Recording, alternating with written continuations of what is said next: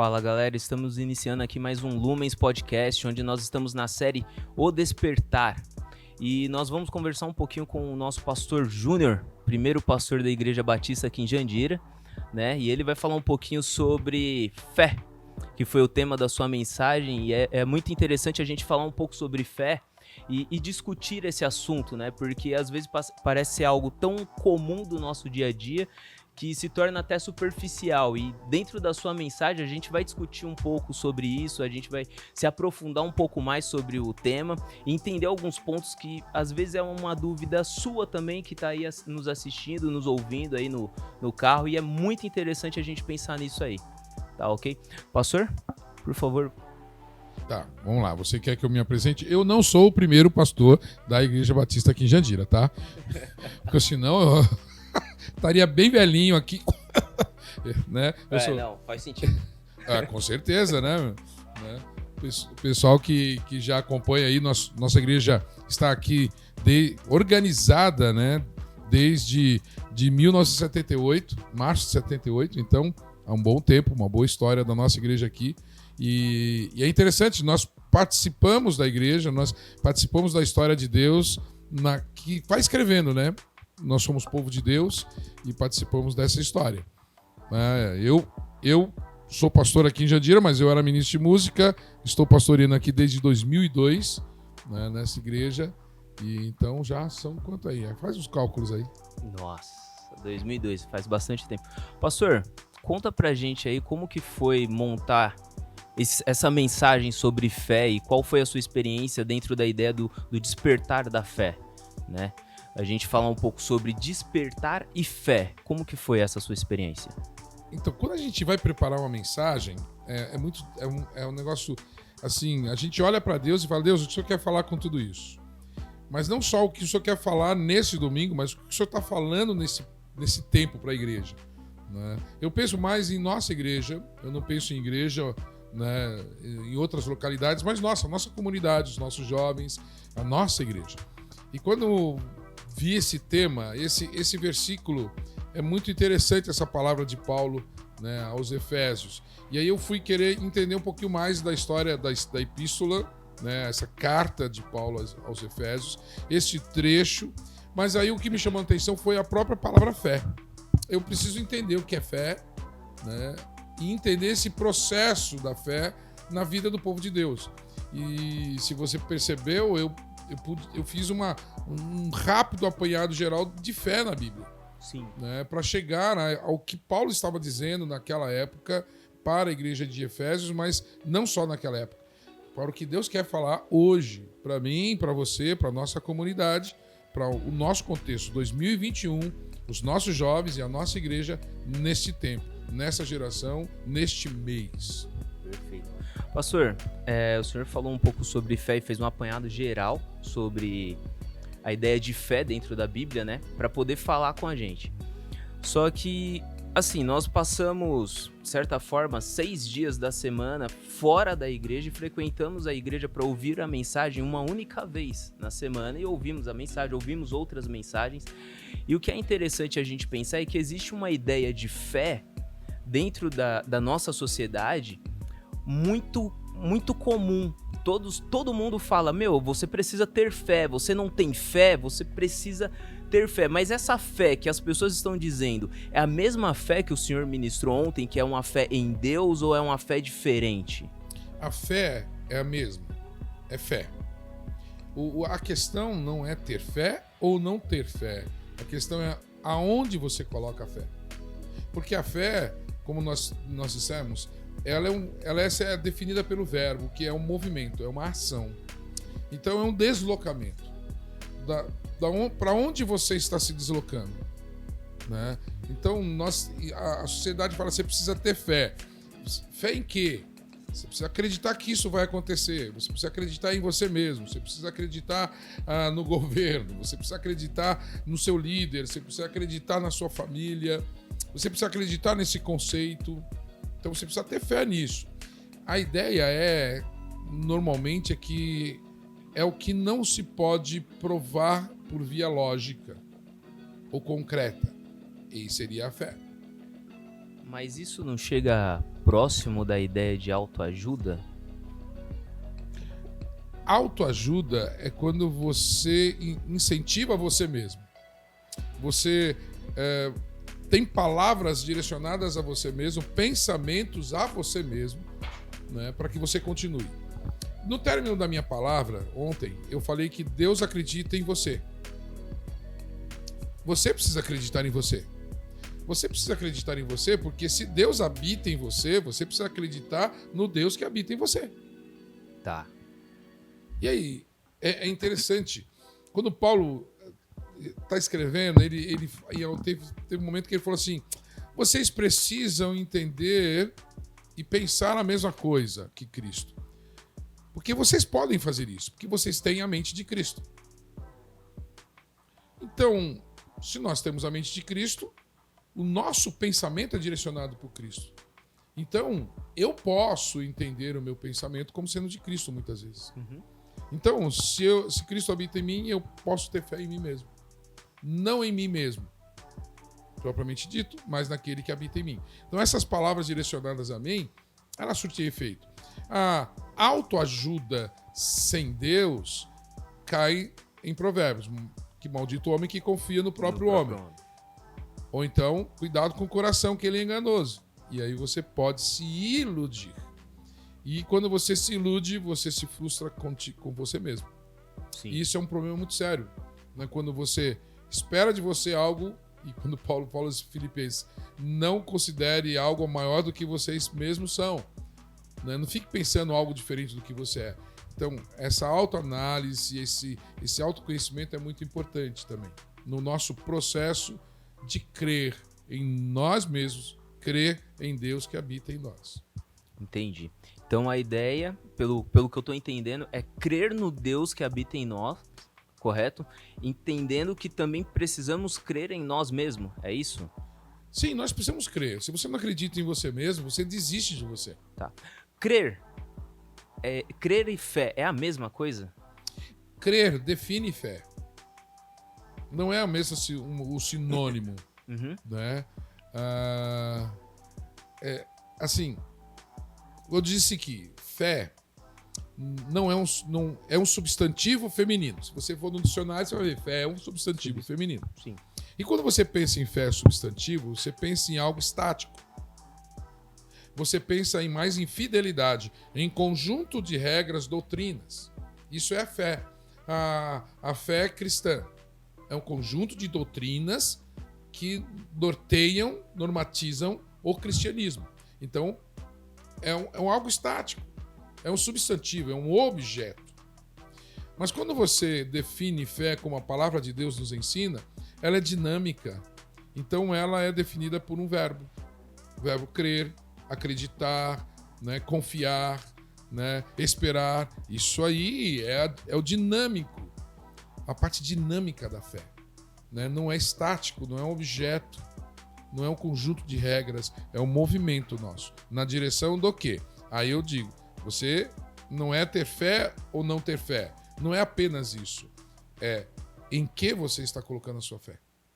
Ou seja, ela está te direcionando, ela está te conduzindo para que direção? Perfeito. Aí a gente começa a pensar, o que diz o meu coração? Para onde o meu coração está me guiando? Aí nós começamos a entender o processo, um dos processos da fé, né? Porque assim, o senhor citou ontem sobre fé e razão, falou um pouquinho sobre fé e razão, e é impossível pensar fé e razão sem pensar em Santo Agostinho, que fez uma grande discussão sobre isso, e antes mesmo de Agostinho, Tertuliano vai falar, creio porque é crivo, que é a ideia de creio porque é um absurdo crer. Né, tá além da nossa compreensão humana, do raciocínio humano, o crer. Então, essa ideia de fé que ele está dizendo, que ele vai se utilizar da palavra crer, mas dentro da palavra original ele vai utilizar a palavra fé, né? Então ele está dizendo que é um absurdo dentro da compreensão humana ou na razão crer, ter fé. Então, não é que é um absurdo. Na realidade, é algo que vai além da razão, mas ela envolve a razão. Há uma diferença de além e a quem. A quem é quando você desconsidera. O além é aquilo que você considera, mas vai além daquilo. Então, fé, ele extrapola a razão, mas ele contém a razão. Ter fé significa que você contém a sua razão, mas aquilo vai além da razão, da lógica, além dos limites da nossa mente. Mas ela envolve a nossa mente. Por isso que não podemos falar que fé é irracional. Fé não é irracional.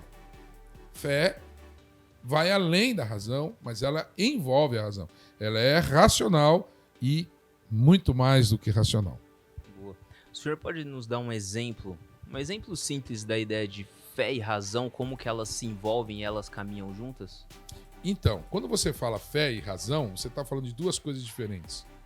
E não são duas coisas diferentes. Eu falei que a fé envolve a razão. Então a razão está dentro da fé. Por exemplo, muito interessante quando você tem uma definição que na realidade fé é uma adesão de forma incondicional a uma hipótese. Ou seja, é uma adesão. Então você decide. E você decide pelo seu pensamento. Você decide quando você pensa e decide. Penso, logo existo. Frase famosa. Sim. Por quê? Porque eu existo. Então é racional isso. Só que a fé, ela parte disso tudo e me leva além disso. Então, você não põe fé e razão separado. Você não compara. Elas não andam juntas. A fé envolve a razão. E, aliás, a razão está dentro de uma fé. Está dentro de um conceito de crenças. Então, toda a razão, ela subsiste dentro da fé da pessoa. Então, a pessoa tem uma fé e a sua razão está dentro da sua fé. Até aqueles que condenam e falam contra ter fé, eles falam isso contra a fé, mas usando a sua razão dentro da sua fé, dentro da sua crença. O senhor já viu, assim, algum conflito de fé, de pessoas da igreja dentro da caminhada cristã e a pessoa ter um problema com a ideia de fé que ela tem, ou ela ter algum problema com a fé? Sim, sim. A começar em mim mesmo. Eita. Eu tenho problemas com a minha fé. Poxa, muitas vezes eu duvidei de Deus e de mim. Eu questionei a Deus muitas coisas. Eu passei a não crer. Vamos lá, quando você pede o sinal de alguma coisa, é falta de fé. Quando você espera índices ou indicativos para você continuar ou não, é falta de fé. Eu tenho falta de fé. Eu já passei por momentos de crise, em não acreditar que Deus existe, mas em momentos que fala assim, cadê tu, Deus? Onde tu tá? Né? Porque tá faltando alguma coisa aqui. Era a minha fé. Tava faltando fé. Então eu precisava de ver coisas acontecendo para provar isso. Apesar de o pessoal falar que eu sou muito viajo da fé, né? E um dos dons é fé, mas eu tenho problemas. O cristão tem, porque é humano. Nós somos humanos. O ser humano é limitado. Né? É limitado. Então, a gente tem problema com a fé. Essa seria uma pergunta que eu iria fazer, porque se é natural o cristão passar por uma crise de fé, né? Sim. E essa crise de fé nos fortalece? Qual é o objetivo, ou em qual objetivo nos leva a gente a passar por uma crise relacionada à fé? Porque nós estamos falando de despertar. Nós conversamos um pouco sobre o despertar do agora, né? Eu preciso acordar para isso, para me envolver com Cristo, com a igreja, entendendo isso, despertar da fé. Só que algumas pessoas que estão ouvindo a mensagem, estão ouvindo essa nossa conversa, esse nosso bate-papo, elas podem estar passando por uma crise de fé. E que, de certa forma, pelo início aqui da nossa conversa, parece ser algo natural passar por uma crise de fé. E isso é bom para o cristão? Vamos lá. As crises... É legal aqui, né? No diagrama chinês, crise e oportunidade é a mesma palavra. Então, toda vez que você está em crise, você está tendo uma oportunidade. E aí você vai aproveitar essa oportunidade. Bem ou mal você vai, ou vai desperdiçar isso. Então, use a crise que você está passando como oportunidade de crescer. Crescer na fé. Crescer no conhecimento da graça, no conhecimento de Cristo Jesus. São processos. Não que você precise passar pela crise. Muitos falam assim, eu precisei passar por isso. Não, você não precisou passar por isso. Quando você fala assim, é porque você cresceu no meio da crise. E aí você fala assim, eu me tornei melhor depois dessa crise. Aí você fala assim, essa crise foi boa para mim. A crise não foi boa para você só, no sentido assim, que ela é boa. Não, você aproveitou a oportunidade. Aí ela se tornou boa para você. Talvez a mesma crise em outra pessoa fosse má, porque ia acabar com a pessoa. Ela ia perder oportunidades, porque ela vai desprezar. Eu tive crises que foram boas para mim, porque eu cresci, aproveitei oportunidades, evoluí. Teve outras crises que só me prejudicaram. E aí eu percebi que me prejudicaram. Por quê? Porque eu não aproveitei as oportunidades. Pensa nisso. Crise é uma oportunidade. Todo mundo tem crise. Mas não sou obrigado a passar por crise, nem você é obrigado a passar por crise, Fagner, nem quem está nos assistindo. Não é, você não precisa passar. Você vai passar, mas você não precisa passar. O nosso objetivo é passar por crise? Não, não é. Não é. O nosso objetivo é crescer. Então vamos usar a crise para o nosso crescimento. O nosso crescimento, o amadurecimento. Sim, amadurecer na fé. Na fé. Né? E você está falando de despertar, é muito interessante esse negócio de despertar. Né? Se você pensa quando você está dormindo e você vai despertar. Você abre o olho, você está na cama. Aí você tem momentos que você rejeita a ideia de despertar. Aí você fecha o olho de novo porque você não quer levantar e você não quer fazer algumas coisas. E aí você fecha o olho e volta a dormir. Então, há pessoas assim. Há pessoas adormecidas, profundamente adormecidas, mas há pessoas um pouco adormecidas, mas tentando voltar para adormecer. Elas não querem enfrentar a vida, elas não querem se levantar, elas não querem se mobilizar ou se mover. Elas não querem fazer coisas. Então tá muito cômodo daquele jeito. Deixa eu ficar aqui mesmo, deixa eu ficar na cama, né? Porque eu não quero. É uma perda do desejo de viver, de agir, de empreender energia para realizar um trabalho. Uau. Eu já vi alguns comentários sobre isso, e quando a gente fala assim sobre as pessoas que não estão a fim de se mobilizar para alguma coisa, essas pessoas tão frustradas, sofreram alguma frustração, é algo relacionado a fé não, mas é algo relacionado à vida cotidiana dela. O que a gente pode estar entendendo isso dentro do despertar e da fé? Vamos lá, elas têm várias opções. Você perguntou, mas depende da pessoa. Tem N variáveis. Mas nós podemos agrupar essas variáveis influenciadoras da decisão da pessoa em talvez umas três fontes. Você mesmo, que é a fonte interna, o seu histórico, a sua memória interna, as suas experiências que já foram vividas e cravam em você e produzem em você alguns conceitos, algumas linhas de pensamento, algumas crenças que podem e vão influenciar nas suas decisões. Você tem a sociedade ou a família, que é algo externo a você, né? E aí isso também influencia você. As informações da sociedade influenciam nas suas tomadas de decisões, no seu desânimo também. Né? Por isso que no começo da pandemia eu falei muito, gente, não fique escutando muita notícia não, cuidado com isso. Porque isso vai entrando em você e isso acaba limitando você e você acaba desistindo de muitas coisas porque você fica escutando. Sim. Né? Coisas de fora. E aí tem a outra fonte, que é a fonte espiritual. Nós temos um direcionamento espiritual. Nós não podemos ficar de maneira muito infantil, não acreditando que há um mover espiritual. Né? E a gente precisa entender esse mover espiritual. O mover espiritual destrutivo e o mover espiritual restaurador e construtivo. vindo de Deus em nossas vidas.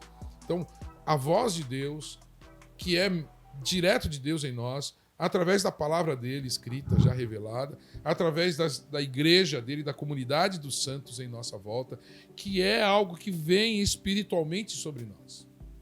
E algo também negativo espiritualmente sobre nós, que é dentro daqueles que não fazem parte da comunidade dos santos, ou mesmo aqueles que estão na comunidade dos santos, mas não estão sensíveis à voz de Deus. E aí, espiritualmente, eles abatem você. Eles não levantam você, eles abatem você.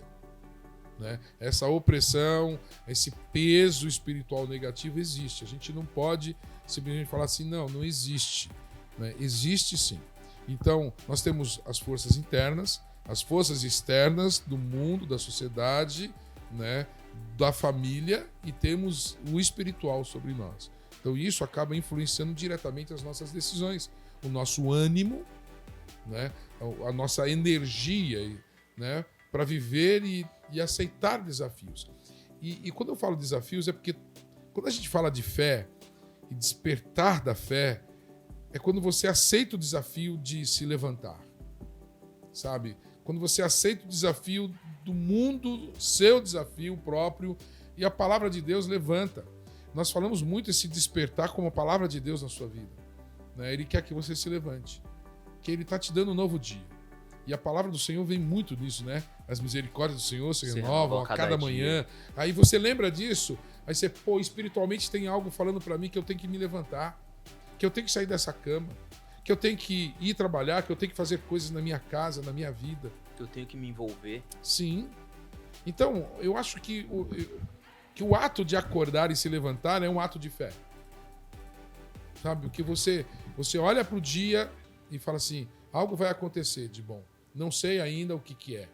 Mas você sai com aquela certeza de que aquilo que você está esperando, a sua expectativa vai acontecer. Né? E uma prova, não, eu vou porque eu sei disso. Você está vendo? Não estou vendo. Então, é a prova daquelas coisas que não se veem, como Paulo não, como o escritor de Hebreus fala, né? Uma mania de falar que Paulo escreveu Hebreus, não. Hebreus, o escritor de Hebreus, né? Capítulo 11, verso 1, fala sobre isso. Então, o acordar, sair da cama de manhã, é um passo de fé. Então, assim, a gente acordar, sair da cama de manhã com um pensamento positivo, isso é saudável. Uau, pensamento positivo. Porque nós temos essa ideia, né? Pensamento positivo e fé. E as pessoas misturam isso e fazem uma salada que é interessante a gente discutir isso, principalmente porque nós estamos falando de fé. Então, se tem um pensamento, se tem uma realidade entre pensamento, uma divisão entre pensamento positivo e fé, qual é? E se as duas caminham juntas? Vamos lá. Pensamento positivo é um autoestímulo. Você pensar positivamente naquilo que você vai fazer. Pensar positivamente em outra pessoa. A fé envolve isso. Esse pensar positivo envolve isso. Mais uma vez, ela extrapola esse pensamento positivo. E aí eu vou dizer para você, mais uma vez, eu olho para Deus. É o pensamento positivo que gera coisas? É o pensamento positivo que te mobiliza? Ou é o pensamento positivo que te leva a pensar em Deus? Se um pensamento te leva a pensar em Deus, ele é positivo. Se esse pensamento te leva a pensar em fora de Deus ou na outra direção, é negativo. Então, vamos pensar positivo? Vamos. Mas é esse pensamento positivo que vai nos guiar e vai nos levar, então cuidado. Cuidado, porque Paulo fala, é necessário que a gente leve o nosso pensamento cativo à presença de Deus. Porque nós pensamos negativamente. Nós pensamos positivamente no negativo. Vamos lá. Quando o ladrão sai para roubar, ele pensa positivo. Eu vou conseguir roubar e não vou ser preso. Vai dar certo? Vai dar certo. Isso aqui é um pensamento positivo. Né? Eles não vão me pegar e eu vou conseguir pegar esse dinheiro. Já vi onde tem pensamento as câmeras. Positivo. Né? Eu acho que tem muitos ladrões que falam assim, vamos lá, pensando positivo agora, hein? Vamos arrombar aquele cofre. Pronto. Sim, sim. É até uma ideia interessante, É positivo, porque assim... mas leva ao negativo. Sim, porque assim, quando nós pensamos em pensamento positivo e fé, existem ladrões que Olha, a Sônia eles, tá vendo isso aí, já molhei aqui. eles pensam, ou melhor, eles oram antes de cometer um crime. Alguns, né? Sim, e eles falam, não, vai dar certo porque Deus tá conosco, e eles vão. E cometem o crime, sim, e a gente vê isso nas notícias, testemunhos de pessoas que se converteram ao cristianismo e eram ladrões, e essas coisas a gente tem. E como que funciona isso? Deus está nisso? Essa fé deles, Deus está respondendo a essa fé que eles têm em cometer um crime de forma a fé deles em fazer algo negativo em Deus está correto? Então, nós falamos no começo, fé é aquilo que direciona você a algo. É um movimento. A fé pode ser negativa, pode ser positiva, né? Mas ela vai te... em que você está colocando a sua fé? Eu coloco a minha fé em Deus para realizar aquilo que Deus não quer. Você está direcionando a Deus, mas a um Deus que você criou. Nós temos um problema de construir deuses nas nossas vidas. Então nós construímos Deus conforme o nosso bem-querer. Esse é um problema do relativismo exacerbado dessa sociedade atual, né? Antigamente você tinha oposições, agora você não tem oposições. Tudo é variável. Tudo pode mudar conforme você e conforme você, aonde você está e quando você estiver. Não existe mais uma verdade absoluta. Não, né? Esse absoluto se perdeu. Então nós temos como uma palavra dessa sociedade líquida, né? Nada é cristalino, nada é sólido. Sim. Ela se dissolve, ela se passa. Por mais que você tenta conter isso, ela vai embora. Deus não é assim. Então, nós temos deuses criados por nós e pelas pessoas. E eles acabam buscando a autorização desse Deus que eles criam. Então, o Deus revelado nas Escrituras, ele não apoia o roubo. Ele não abençoa o roubo.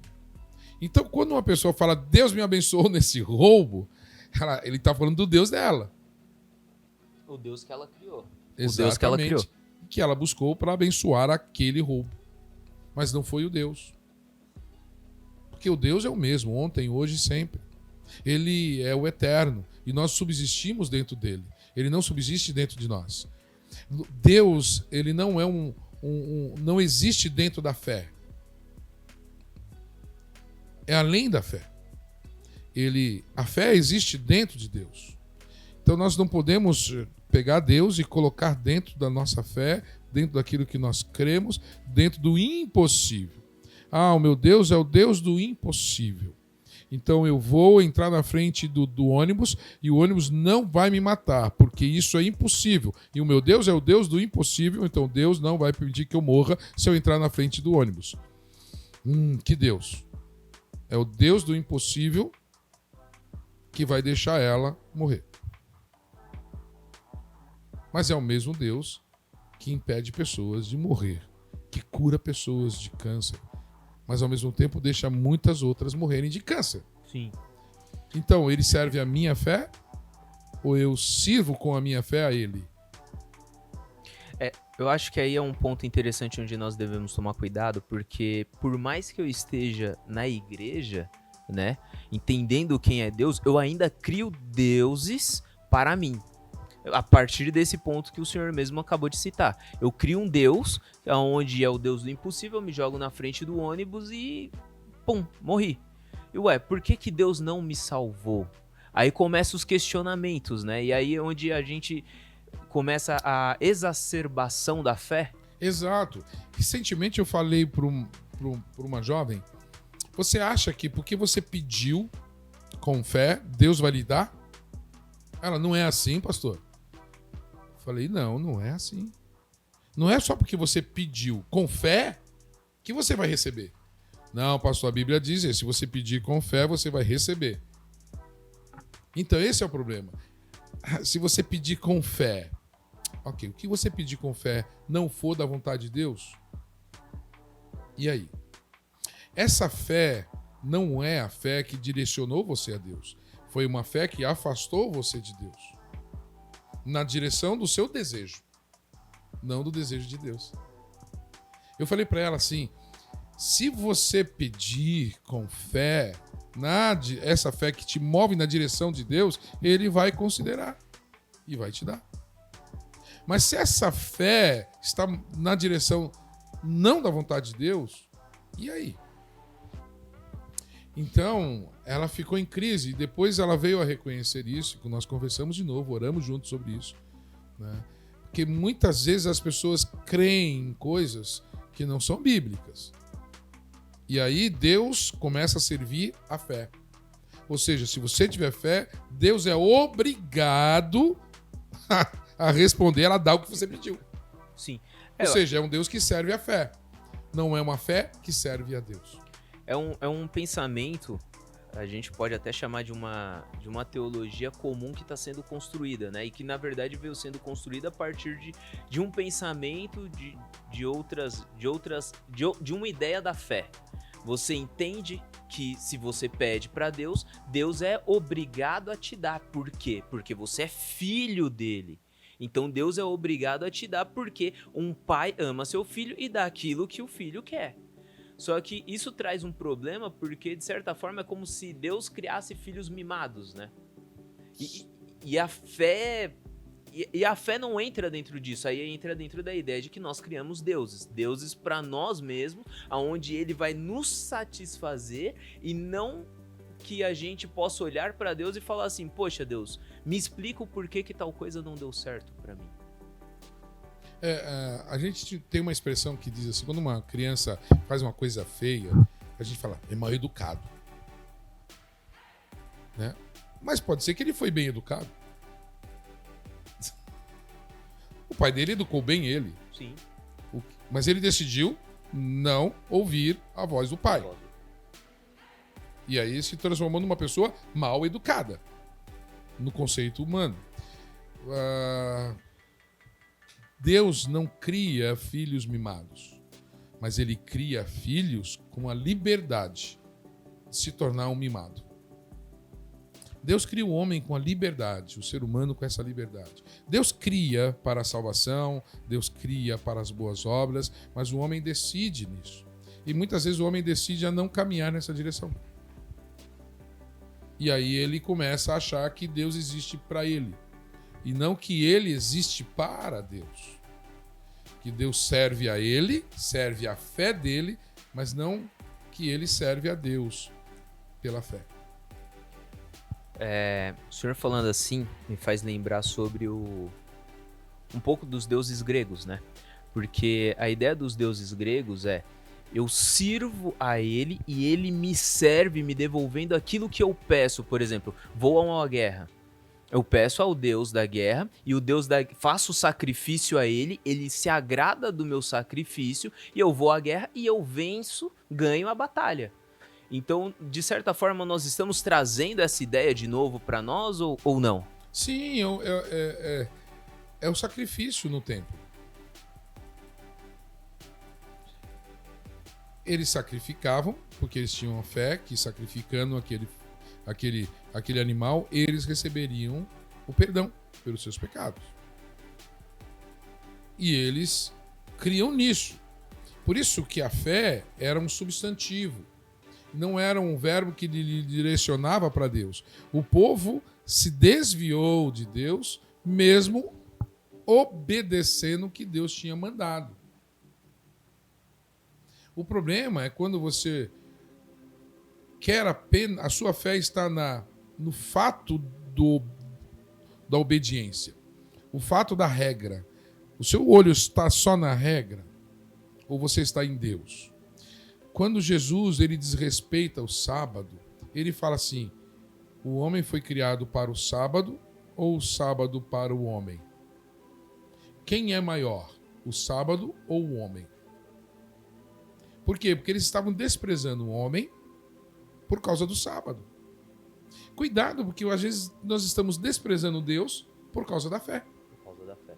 E aí A gente quer ser chamado de uma pessoa de fé e a gente desconsidera Deus nisso. É aí onde entra o que o senhor falou no seu sermão ontem. Fé e religiosidade.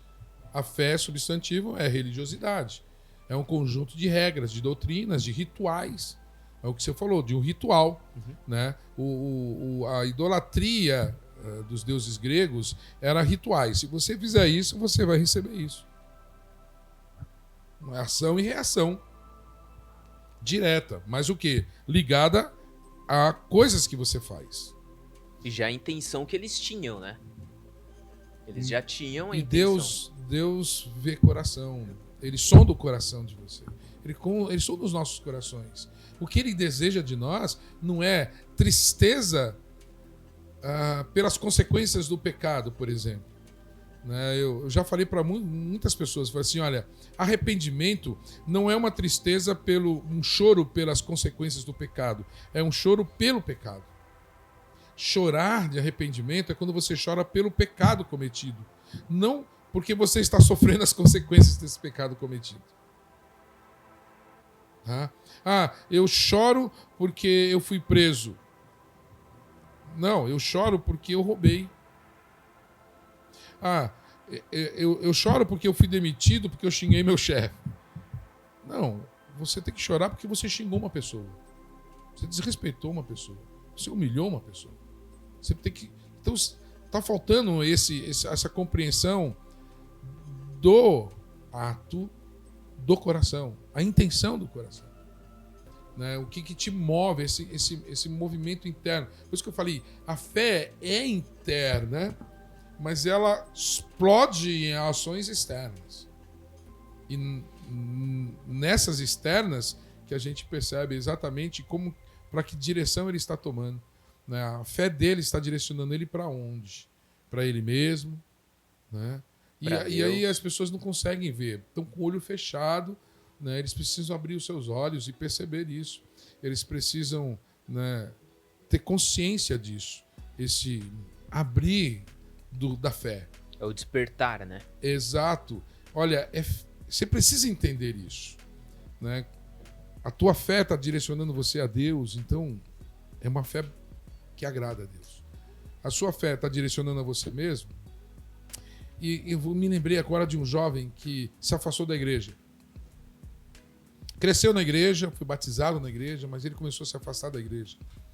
E aí eu fui sentar com ele para conversar com ele. Ele conquistou muitas coisas. Muitas coisas. E aí ele começou a falar para mim assim, eu. Ficou durante minutos falando eu. Eu parei e falei assim, mas onde está Deus nisso? Você não está vendo Deus? Os teus olhos estão voltados a você mesmo. Você tem fé no seu trabalho, na sua força de vontade, no seu empenho, né? Você tem fé na sua capacidade, você tem fé naquilo que você pode produzir, você tem fé na empresa que você entrou, você tem fé na faculdade que você cursou, você tem fé no curso técnico que você fez. Mas cadê a fé em Deus? Onde está Deus em tudo isso? Você não está percebendo Deus? Você tem que olhar Deus nisso tudo. E ele não estava olhando Deus, ele não estava lembrando de Deus, não estava lembrando do sustentador da vida dele. Ele criou deuses, né, nesse caso. Não, ele desprezou Deus. Nesse caso, ele desprezou Deus. Ele despreza Deus, mas ele começar a ter fé nas coisas não é ele criar ídolos? Às vezes não. Às vezes ele apenas isola Deus.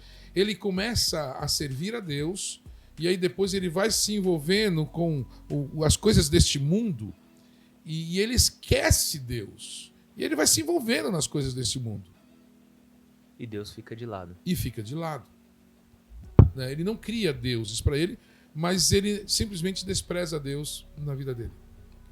Deus ficando de lado, ele começa a se satisfazer com as outras coisas e não se relaciona mais com Deus também, que ele começa a se afastar. Aí começa também a ter um problema em relação à fé dele também. Sim, às vezes ele não sabe, mas ele tem problema com a fé. Ele tem problema com a fé. Pastor, a gente tem algumas perguntas aqui que o pessoal manda da caixinha de perguntas, né? E uma das perguntas é: somente a fé em Jesus salva? Ou alguém que nunca ouviu sobre Jesus está então condenado? Ou seja, somente a fé em Cristo salva? ou uma pessoa em uma tribo indígena no Amazonas que nunca teve acesso a Cristo pode ser salva também? Quando Paulo, aos Romanos, ele fala sobre a revelação de Deus ao homem, que a gente chama de revelação geral, ele fala, por essa revelação vocês se tornam... a expressão que ele usa, me fugiu agora, se torna indesculpáveis. A revelação geral de Deus nos torna indesculpáveis. Indesculpáveis.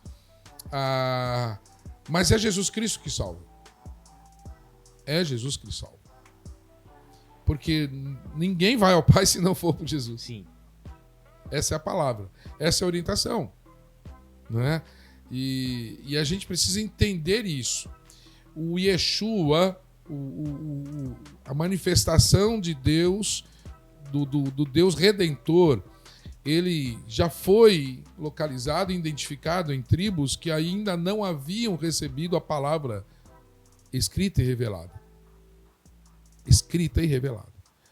Mas quando se olhou para a tribo, eles tinham o temor a Deus e o temor daquele que era ungido de Deus. É muito interessante isso. Deus se revela. É a revelação universal de Deus. E aí o homem se torna indesculpável diante disso. Ele pode ser salvo, sim. Crê em Deus. Creia no Senhor Jesus Cristo. Mas eu não sei quem é Jesus. Busque a Deus e Ele vai te mostrar Jesus. Ou seja, de alguma forma, Deus se revela ao homem. Revelação geral, de alguma forma, Deus está mostrando para o homem que existe um Criador, que existe um Redentor e que ele precisa crer, ter fé nisso. Sim. E também se arrepender, claro. Ele precisa se arrepender dos seus pecados reconhecendo isso. Sim. Muito bom. E ele percebe a distância dele de Deus. E aí ele se arrepende disso. E pede esse perdão. Né? É o processo que a Bíblia fala. Muitos com... Olha, eu não sou Deus. Não sei como realmente Deus opera assim. Mas que a Bíblia fala que ele opera, opera. Eu acredito na palavra de Deus. O senhor falou uma coisa que é interessante, que é um processo, né? E nós entendemos que a santificação, o processo de ser santo, também é um processo. Estou em um processo de santificação, correto? Sim. E a fé também é um processo? Ou a fé é algo imediato? A partir de agora eu tenho fé? Ou ela é um processo onde eu vou construindo? Você tem fé. Você sempre tem fé. Uma fé negativa, uma fé positiva. A fé positiva é aquela que te leva para perto de Deus. Ok. O texto de Efésios 5, em seguida diz, muito bem, né? Até os demônios creem. Parabéns. Demônios creem em Deus. E aí? Eles têm a fé em Deus. A fé no sentido do quê? Que os leva na direção de Deus, entendendo que Deus é Deus. Mas essa fé, essa crença, não produz salvação. A fé que gera salvação e nos torna salvo é a fé em Jesus Cristo. Creia no Senhor Jesus Cristo. É a fé em Jesus.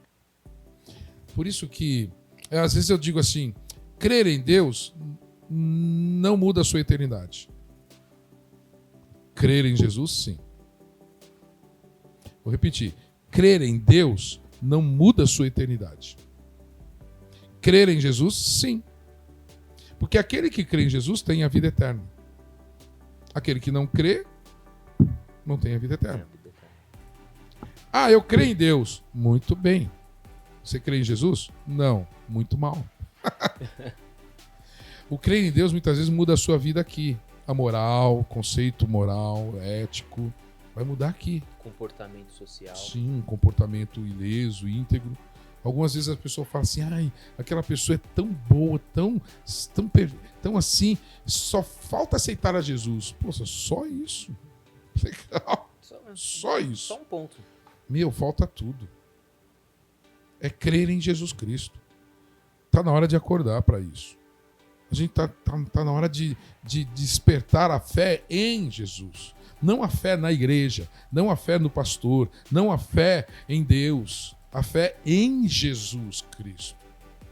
Você não consegue cumprir a vontade de Deus se não for em Jesus Cristo. Ele te coloca de volta ao propósito de Deus. Não é você mesmo que coloca você no propósito de Deus. É Jesus Cristo que te coloca. Então, o despertar da fé também é entender isso. Perceber que você precisa crer em Jesus Cristo. Não apenas em Deus, não apenas num conceito cristão de cristianismo. Olha, cristianismo é invenção humana. Uau. Pastor, vamos devagar. Eu não vou entrar nisso, né? Mas cristianismo é religião. Religião tem a mão humana. Cuidado com isso. Né? A gente precisa ser cristão. A gente precisa seguir não o cristianismo, seguir Cristo. E olha, tem uma diferença entre seguir o cristianismo e seguir Cristo. Eu convido você a seguir Cristo. Eu convido você a ter fé em Cristo, não no cristianismo. A gente tem uma... Tem não, né? Existe uma discussão não.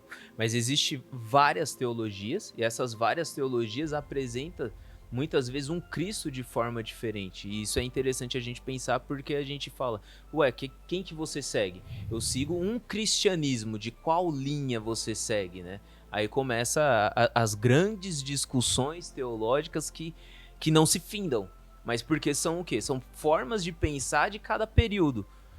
Que isso é interessante a gente pensar e discutir tudo isso porque, assim, eu lembro de um professor na faculdade falando, a gente precisa se utilizar do benefício da dúvida. Duvidar, pesquisar, entender e falar, isso aqui condiz com o que o texto está dizendo? E a gente entra na fé. Poxa, em quem eu tenho fé? Por que a minha fé se comporta dessa forma? E se a minha fé é uma fé positiva ou negativa, né? E dentro disso, existe uma diferença entre fé e dom da fé? Ah, sim. Os dons são habilidades, são virtudes, né, especiais dadas pelo Espírito Santo. Todos nós temos fé, não tem problema. Alguns, pelo Espírito Santo, lhe é dado isso. Mas o que? É aquele que extrapola o normal. O extraordinário. Né? Mesma coisa, todo mundo é um evangelista. Você precisa falar do evangelho, você precisa ser testemunha do evangelho. Mas tem uns que têm o dom de evangelista, que é diferente. Né? E aí a ele é dado isso e a responsabilidade de exercitar isso. Sim. Mas todos nós precisamos ter fé. Todos nós fomos chamados a sermos ministros, né? E a criar discípulos, formar discípulos. Todos foram chamados a formar discípulos. Uma da ideia de ordenança, uma das ordenanças, de certa forma. E isso tem se quebrado aos poucos. A igreja, ou a estrutura, ou a ideia tem deixado isso de lado, a ideia de formar discípulos, e a gente tá olhando sempre para nós mesmos, né? Tipo, eu tô tudo bem, eu olho para mim mesmo e o olhar para mim mesmo é o suficiente e eu não preciso estar me preocupando com outros, sendo que a fé em Deus, em Jesus, ela nos move a olhar para o outro, né? Sim, sim. Não tenha dúvida. E isso faz parte da ideia de discipulado, olhar para o outro e trazer o outro para perto e para perto de Jesus. Apresentar a ele quem é Jesus e ele fazer isso com o outro. Eu sempre penso que a fé em Jesus e a ideia não da religião, mas igreja é como se fosse uma rede social. Eu falo para né? Eu adiciono esse adiciona 2, esse 2 adiciona 4 e assim vai se expandindo o reino. E Deus se alegra com isso, exatamente. Sim. Isso. Tem uma outra pergunta aqui que é assim, baseado na fé que não é somente racional, mas também sentimental e feita de obras, onde você espera que a igreja esteja daqui 5 anos? Que igreja? Vamos falar de duas. Não, porque vamos falar de uma. Você tá falando da igreja cristã. Igreja cristã. Vamos falar de igreja cristã. Igreja evangélica. Cristão. A igreja batista, evangélica, a nossa igreja. O que você está dizendo de igreja? Né? Para poder conseguir responder essa pergunta daqui a 5 anos.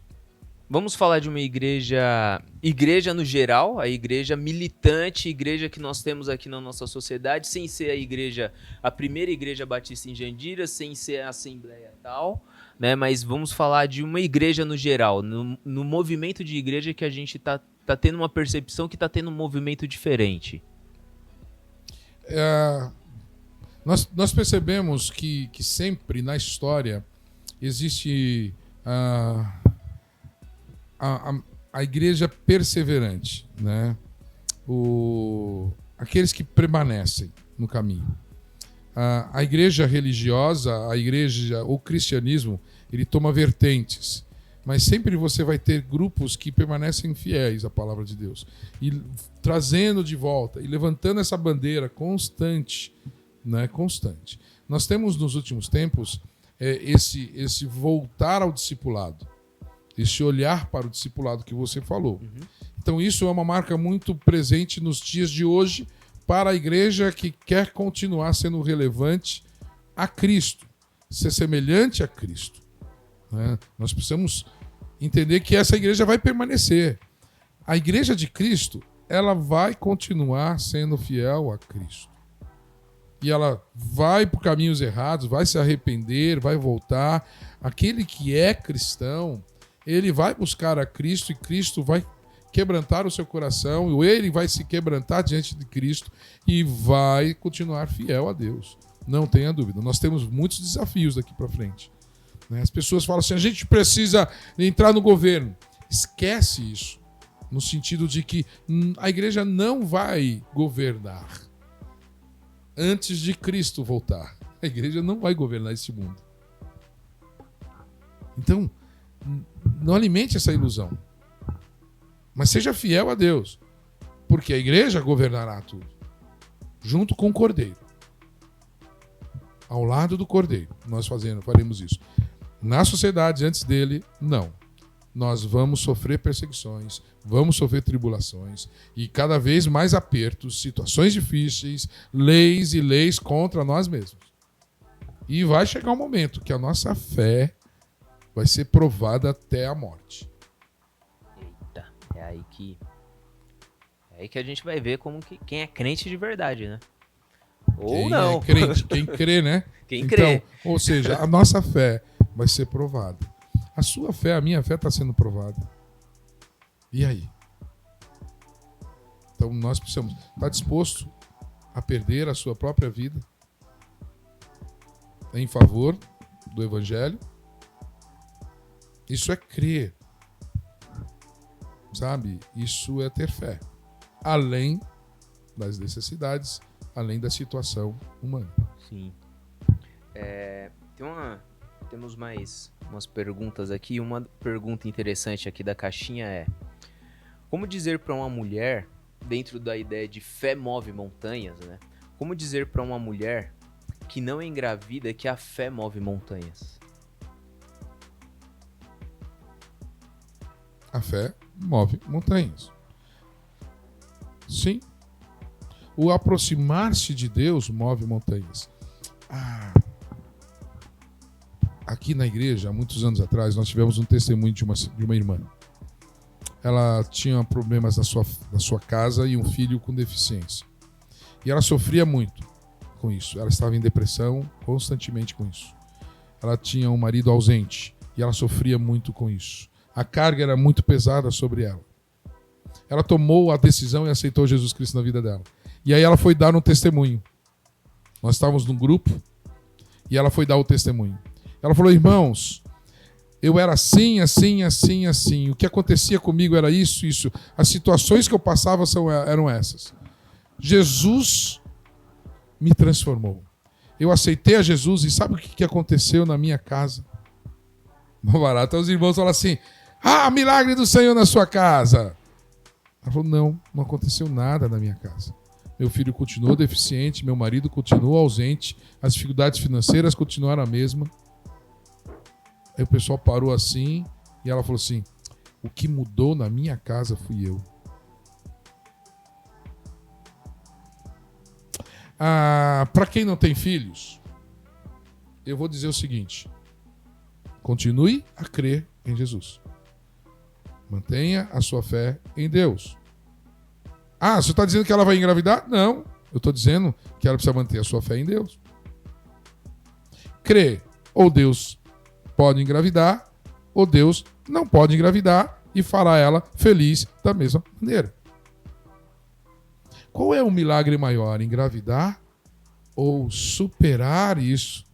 Essa pressão, lembra que eu falei da pressão social, a pressão interna, a pressão externa para engravidar, para gerar um filho. E aí Deus vem espiritualmente sobre ela sem esta pressão. E aí transforma a mente e o coração dela e a prepara para produzir, não gerar filhos, mas gerar talvez outros filhos não do seu ventre. Eu não esqueço de Sandy Crosby, né, que é a que compôs vários hinos do nosso cantor cristão, e ela ficou cega quando era pequena. Ela foi a primeira mulher a falar, né, no parlamento, no Conselho Nacional dos Estados Unidos, né, no grande parlamento. E ela, quando era pequena, alguém olhou para ela e começou a sentir pena dela. E ela chegou e falou assim, olha, vocês podem chorar por mim, mas eu não vou chorar por mim. Eu decidi não chorar porque Deus me deu dons e talentos e eu estou seguindo eles. E ela compôs mais de 500 hinos, mais de 500 músicas. Tremendo. Ela voltou a ver? Não voltou a ver. Ela continuou cega o resto da vida dela, mas não improdutiva. Ela entendeu, ela entendeu o seu propósito. Isso é legal. É interessante essas discussões, esse bate-papo, porque uma das coisas que nós precisamos entender é o nosso propósito em relação à dor. A dor ou aquilo que nós estamos entendendo. Por exemplo, eu não consigo ter filhos. E dentro do momento que eu não consigo ter filhos, como é que Deus me responde isso? Né? Aí ele me responde com um conforto, me dando um propósito que ele já tinha na minha vida e eu entendendo qual é o propósito dele, que às vezes é maior do que o processo de ter filho, correto? Sim. Talvez Deus não vai te dar o emprego que você está pedindo para ele com fé. Não, talvez ele não te dê esse emprego. Mas ele talvez vai fazer com que você cresça a não conquistar esse emprego. E talvez você tenha um emprego muito melhor do que esse. Mas a sua mente está fechada nisso. E, repito, a gente acha que Deus precisa nos servir em nossa fé. A gente precisa lembrar que a nossa fé nos leva a servir a Deus. É isso. A fé não é maior do que Deus. É Deus que é maior que a fé. Sabe? E a gente precisa, pela fé, agradar a Deus. Porque sem fé é impossível agradar a Deus. Então eu preciso me aproximar de Deus com fé. Mas não aproximar Deus da minha fé. É diferente. Sim. É justo o sofrimento para fortalecer a fé? É justo? Não, é não justo. É justo. Não é justo. Tô falando pra mim, tá, gente? Ó, eu falo assim, isso não é justo. Eu já falei muitas vezes pra Deus isso. Deus, isso não é justo. Orei para que o Senhor curasse, ele não foi curado, morreu. Olha a dor da sua família. Isso não é justo, Deus. Por que ele é bom e morre? Por que o mal não morre? A gente tem uns filmes que justifica matar aquele que é ruim. E o bom precisa viver. E quando o bom não vive, isso não é justo. Porque nós somos impregnados de uma justiça humana. Nosso senso de justiça é diferente. Deturpado. Sim, é diferente do senso de justiça de Deus. É distorcido, Fagner. Então, se você falar, é justo o sofrimento? Eu falo, não é justo. Estou falando homem. Eu, homem. Agora, eu, cristão, exercitando a minha fé em Deus, eu vou dizer o seguinte: que faça a vontade de Deus. E se essa foi a vontade de Deus, permissiva de Deus, então eu preciso estar em Deus para continuar a existir. E continuar a passar por essas injustiças sociais, injustiças eclesiásticas. Né? Para mim, são muitas injustiças. Agora, muitas vezes é realmente injustiça. É realmente injustiça humana do homem. Agora, o que aconteceu foi permissão de Deus. Não foi uma ação de Deus. Então eu vou dizer o seguinte: sofrimento, e aí eu vou repetir, hein? Eu já falei várias vezes isso na igreja. Tá? Deus, Jesus Cristo, não nos chama pelo sofrimento. Jesus Cristo não usa o sofrimento como ferramenta de trabalho em nossas vidas. Como é o ditado, aquele que não vem por amor, vem pela dor. Exato. Isso não é de Deus, isso não é bíblico. Não é bíblico. Tem gente que acha que isso é um versículo bíblico. Talvez alguém está procurando, jogando aí no Google, né? Uma concordância, procurando, né? Procurando, onde está escrito Google lá, né? Tá aqui. Quando Deus vem pela dor, vem pela... Não tem, meu irmão. Não vai procurar, se não vai achar. Deus não usa isso. Tá? Mas Deus usa isso.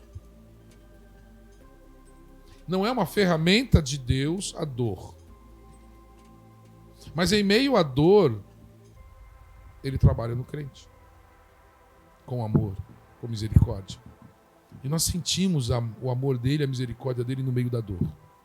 E a gente percebe, é Deus trabalhando comigo. No meio do desespero, você sente aquela chama de esperança, é Deus trabalhando em você.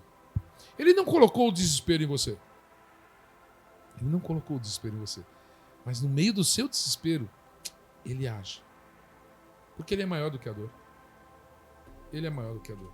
Então é bom sentir esse agir de Deus. Por isso que desperte a fé. É o despertar da fé. Você precisa olhar para isso. Olha para Deus. Olha para Jesus Cristo. Né? Caminhe na direção dele e você vai ver as coisas. Olhe com os olhos de Cristo, com os olhos da fé, e você vai perceber isso.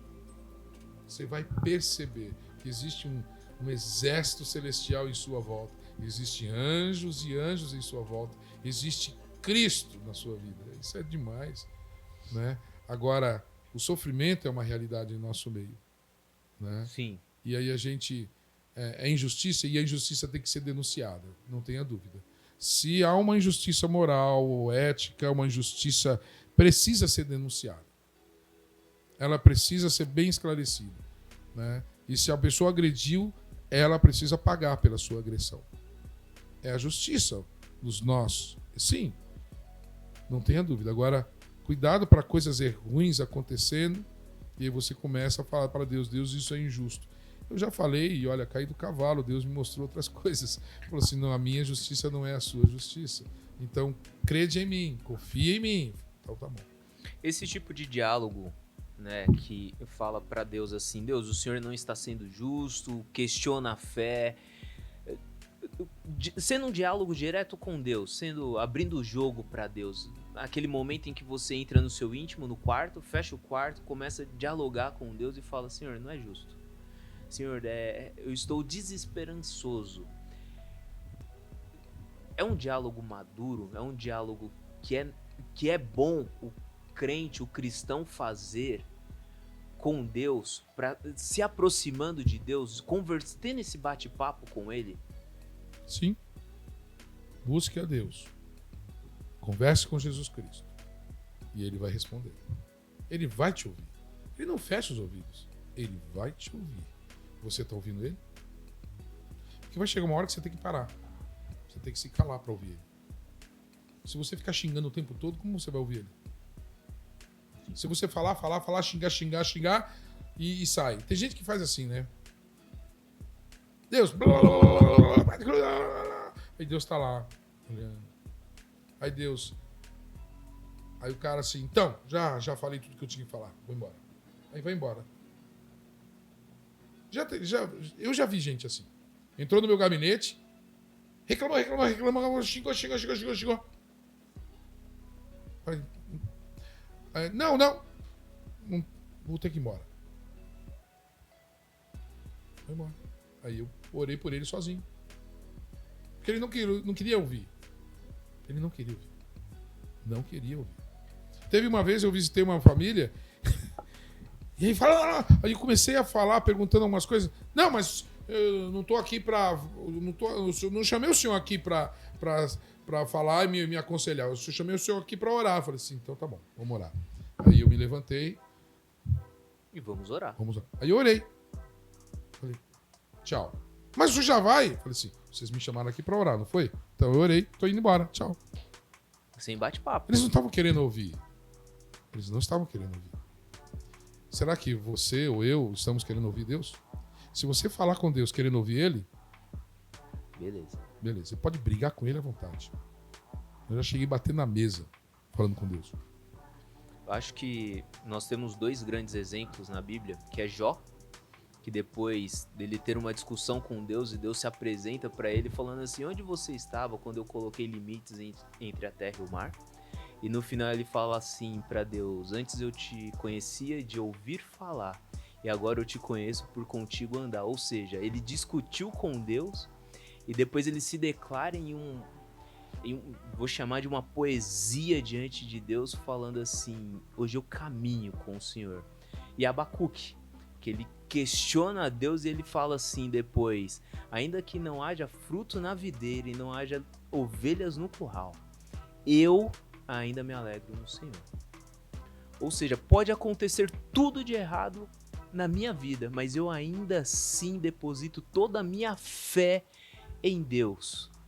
Então, dentro desse nosso bate-papo aqui, é importante a gente pensar na fé, uma fé voltada a Deus, sempre voltada a Deus, e nesse diálogo com Deus sempre, né? Porque às vezes nós mantemos uma religiosidade, aonde nós vamos fazer uma oração, Senhor Deus e Pai, te agradeço disso, e nós não tiramos a máscara da religiosidade diante de Deus, mas nós nos mantemos diante de Deus como pessoas comuns, mas nós não somos quem deveríamos ser diante dele. A gente cria uma fé exacerbada e acha que Deus às vezes está até nos ouvindo, mas não. Ele nos ouve, mas existe alguma coisa que está faltando, que é a sua sinceridade diante de Deus, né? É interessante, você falou de Jó capítulo 40, quando fala, então Jó responde ao Senhor, né? E aí depois o Senhor fala a Jó, por meio da tempestade e tal, e fala. E aí no verso 8 diz assim, você vai pôr em dúvida a minha justiça? Vai condenar-me para justificar-se? É tremendo isso que Deus fala para Jó. Você vai colocar em dúvida a minha justiça? Você vai condenar a mim para poder justificar você? Às vezes o pessoal fala assim, Jó não pecou. Essa afirmação está errada. Ele não pecou até o sofrimento lhe acontecer. Mas durante a compreensão do seu sofrimento, ele pecou. A ponto de Deus falar para ele, você está me chamando de injusto para que você seja o justo? Não preciso disso. Onde estava você? E aí depois Jó se alegra nele. E aí responde, sei que podes fazer todas as coisas, Senhor. Nenhum dos teus planos pode ser frustrado. Né? E aí ele vai, reconhecendo isso. Mas Deus dá uma bronca nele. Sim. Por isso que reclamar para Deus não é problema. O problema é quando você começa a fazer isso a ponto de questionar a justiça de Deus para justificar a sua. E é muito interessante que o Senhor abriu o texto pra gente, e quando a gente tem uma fé em Deus, que é a fé positiva, e nós nos relacionamos com Deus por meio do outro e das Escrituras, nós entendemos mais até mesmo a justiça de Deus.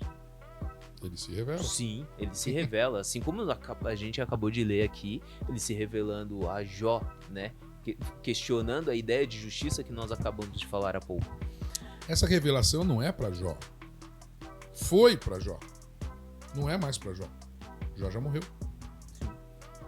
Então essa revelação não foi para Jó. Essa revelação é para você e para mim. Essa revelação é para você. Deus se revela para você e para mim, pelas Escrituras. Então, quando eu começo a entender como Paulo escreveu aos Efésios, eu começo a entender por que Deus se revela através de Paulo na sua carta aos Efésios para mim. E aí a palavra se torna viva e eficaz na minha vida. Não só na vida dos crentes lá do primeiro século, mas na minha vida hoje, em 2021, em Jandira, nesse tempo. É isso aí. Galera, Deus abençoe vocês, Deus abençoe o pastor Júnior, né? Amigão, que a gente troca várias ideias aí, tomamos café e ele prefere chocolate. Eu não gosto de café. Café com leite. Um café com leite. Um chazinho. E é muito bom a gente discutir a ideia de fé que nós temos, é muito bom a gente observar tudo isso, porque faz parte do nosso cotidiano, do nosso dia a dia, principalmente porque nós vivemos uma vida de igreja, né? E dentro desse viver uma vida de igreja, nós vivemos e buscamos a Deus constantemente. Esse despertar não é um despertar somente para agora, né? Mas é um despertar para o nosso dia a dia, para ver aquilo que nós estamos fazendo. Então, nós da equipe Lumens, Mês da Juventude, o Despertar, nós estamos falando o Despertar da Fé hoje. Nós agradecemos muito vocês, agradecemos a vida do Pastor Júnior e que Deus abençoe a todos.